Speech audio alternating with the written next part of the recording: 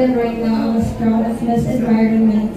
So I think I would prioritize my studies first. It's actually my midterm examination this week and I am absent. Yes, so, but if I would be given the opportunity, of course, I would take it. Thank you. For me, I want to, but right now I still want to do my responsibility as the title holder. My focus right now is in Miss 100 Islands, and maybe in the future I might do master's. Thank you. Hi, good evening everyone. I wanted to take a rest for now because pageantry is very tiring and at the same time worthy. But I am not closing doors because when I was young, I am a very big fan of Binibining Pilipinas. Well, definitely joining a national pageant is one of my dreams, but currently, I think I might take a pause with pageantry because it's a lot of pressure, but then definitely soon, especially right now that I am so happy with my team. I'm so happy with my designer who's here right now. I'm so happy with all my makeup artists and my stylists. So definitely you will see me soon in the national stage.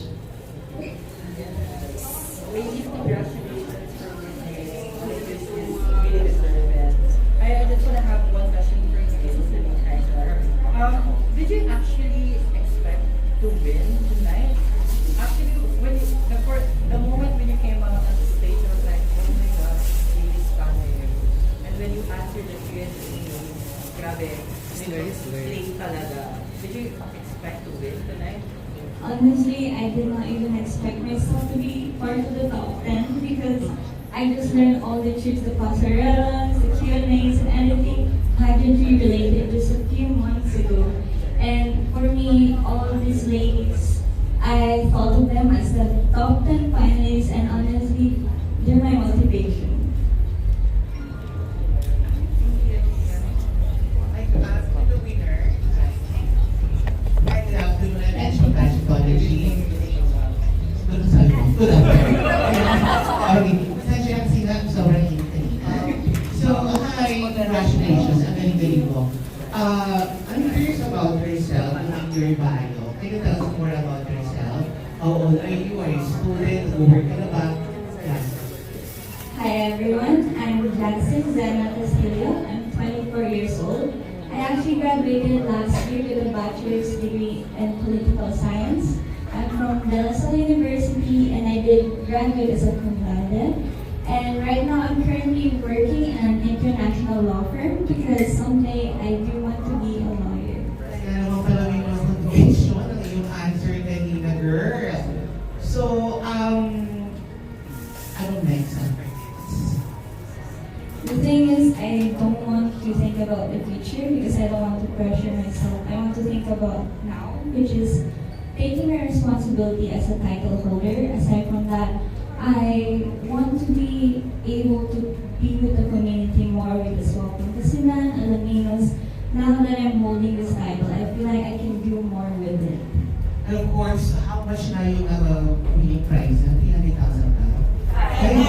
Oh my God. Let's divide it. Oo, kami naman, girl. So, ano bang gagawin mo dito sa premyo mo? 500,000. The thing that I've always wanted ever since I was in high school, because I noticed that despite having so many schools and all that donations, I feel like we fail to understand how to actually help them because donate and donate, and yes, it's appreciated.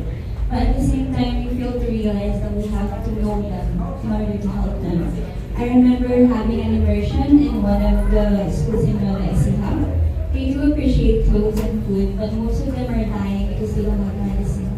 And so, as someone that went through that, I wanted to create a program that allows donators or volunteers to immerse themselves with those people rather than just giving things away. Thank you.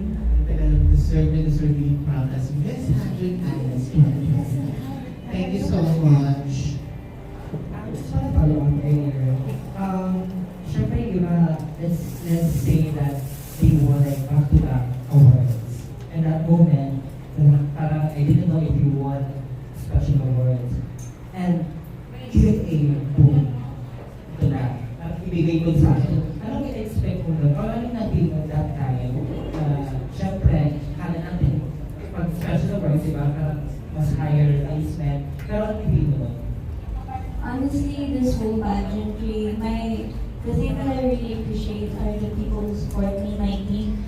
They don't pressure me to win. They always just tell me, have fun. It's your first time, you need to learn, just have fun. That's why you don't see me backstage whenever there's some music playing, I just dance it away. Whatever happens, happens. And at the end of the day, I'm happy to know that I gave it all my best and I'm happy about it. So now that the pageant is over, what is the first thing that you will eat? Especially you. Especially you. I'm super hungry. Yeah, you will eat. I will definitely go at the samgyeopsal. I love pork. Yes, I love eating. Love it. After kanina. Ay, hindi na po ako mag-favorite. So, totoo ka. Ano ba siya ngayon? Tumalay ko mo. Yes po, naman. Baka busog yung crown, no? Yes po. I'm actually thankful to be here in Masinara. Question sa'yo daw. Hindi. Same For question. everyone. What will I do po after? Or what is the first thing that you will eat? Now that the pageant is over, What is the what is first the thing first you thing you will will eat? Oh, the first thing that I will eat is probably my lunch kanina. Kasi hindi ko siya naglaan. Baka panis na yan. Hindi naman siguro kasi malalim po yung mood. And you know, you just have to be grateful for the food in the table because some of them. And I'm just really thankful lang din for the Lumina team because they never fail to provide us delicious food and their service is outstanding. Final question, Faber. Is this your first time to join the pageant? Well, this will definitely make me emotional because I took my first pageant when I was 19. It was a regional pageant. It was a provincial pageant in Ilocos and gratefully I won as Sanyang Ilocos Tourism. However, after trying another pageant, I was doubted because of my features.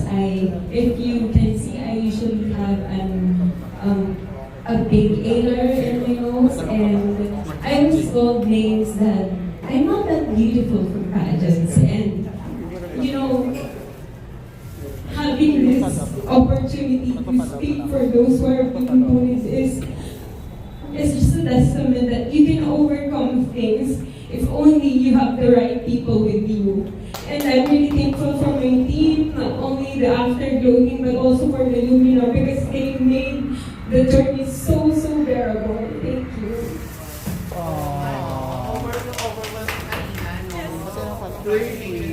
Rainy Queen, one thing you will eat. Food na kayo din yung ngayon. Food, right? Yeah. May iba pa ba? Award? The food that I wanna eat would be street food. Like, I wanna just go around the street, eat kikiam, kway, banana, just anything that I see. Yeah. Bibig ka naman. Bawasan naman natin 500K mo. How about your current Lizzie? I would definitely eat rice with any ulam. That's just one food that I've been avoiding for how many days, and I've been missing it so much. And after that, I'm gonna drink an iced coffee because I'm a coffee girly. And some of the candidates know that I love coffee so much. How tall are you? I'm 25 po. Tall. Sorry. Ah, you're hungry na nga. I'm 5'8". 5'8". Oh. She's tall. Girl, our Indian girl. Hello. Are you half Indian? I'm actually half Indian po. So for me, I don't think I will eat anything. I don't have the appetite yet, but I definitely would drink matcha latte with 2 pumps of white mocha. After this, I have pending tasks with my work, so I really need that caffeine boost. Okay. Yes, sir. Follow-up question kay main title, main winner. How does it feel na naka-receive ka ng snap or slay from our Miss Universe 2018 Catriona Gray after the Q&A? You slay the Q&A, sabi na kanina. Honestly, it feels such a blessing. I used to just watch her on TV screens, and just like what I said, I've been trying to learn Pasarela, and I've been looking at her videos, saying, I wish I could do that someday. And standing beside her, I need to take a picture with her. It feels amazing. Don't worry, marami kang video sa amin. Hindi yun talaga yung color mo, girl. O yan ako talaga. Yes, from where now. Ang our Barbie Our one-sided of passion. Congratulations for winning that crown. I have only one question for you. So what have you learned from joining Miss 100 Islands 2025? Well, the very first thing is you may doubt yourself, and I used to be really introverted, and fun fact, before the screening, I actually vomited. And when I got in, I did want to quit, but I have all these people who supported and believed me. So if I were to tell anyone, especially girls who doubt themselves, just try, sleep it off, try it the next day, and continue doing it because you lose nothing from trying. And it gains more happiness when you know you did your best doing it. And here I am as your testament. Slay! Thank you so much. Thank you so much, Thank bro. you so much. Okay, I'm going to TWS I have simple questions. And for Miss 100 Islands 2025, you have $500,000. So, ano plano mo? Pahingi. Well, as I've said, I do first want to give it to a community. And the thing is, I've been thinking of a program which is PTI, Actions to Immersion. It has been on my mind since high school, and I want to use the money that I get to actually proceed with that program. I will be needing help from the Pangasinan LGUs in Swan, in Alaminos, and in everywhere that I can actually help. Kay Miss Dalupo, I heard na nag-crash diet ka ba? No po, I did healthy diet. I only eat protein and less carbs. And also exercise. Okay. Sino sa inyo ang hindi taga-Pangasinan? Okay, my question is, any message sa LGU Alaminos for opening Miss 100 Islands to non-Pangasinenses? Or to in-open nila sa buong region? Well, definitely, we're very thankful as someone from La Union and someone from Ilocos Sur, because of course, yung 100 Islands is not just for Alaminos City, it's a national treasure of the Philippines. And of course, masaya kami na we also get to represent Alaminos City and we get to represent 100 Islands.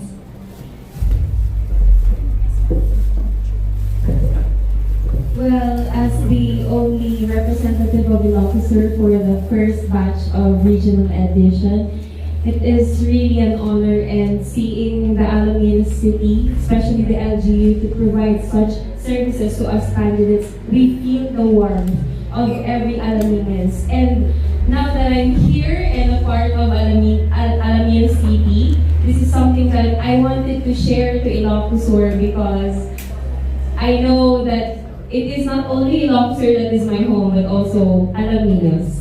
Thank you. Okay, my last question kay Miss Lingayen.